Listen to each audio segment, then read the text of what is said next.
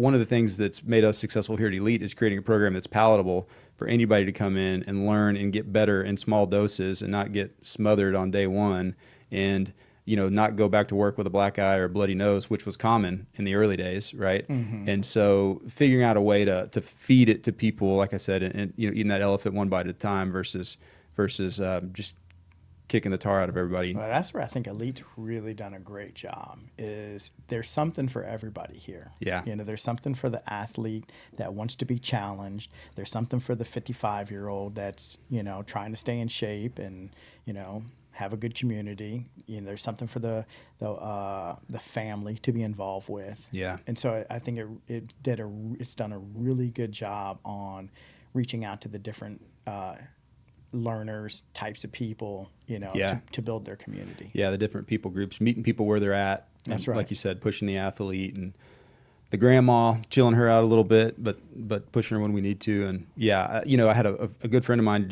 He's in his mid 50s and he just started training like last week. And I'm like, dude, don't get injured. Like, that's your only job.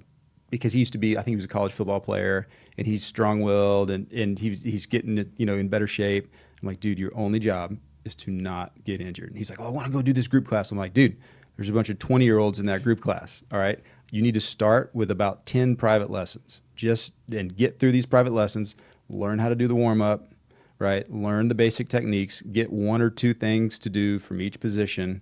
And then we'll work you into that group class, but let's baby step this thing, because the worst thing that's going to happen is you're going to get injured and then you're never training again. But if we take this first, 3 to 6 months of your training and feed it to you slow and make sure you're safe, then after 6 months to a year, you're going to have the tools where you can hang in here with these young guys trying to get after you a little bit. That's right.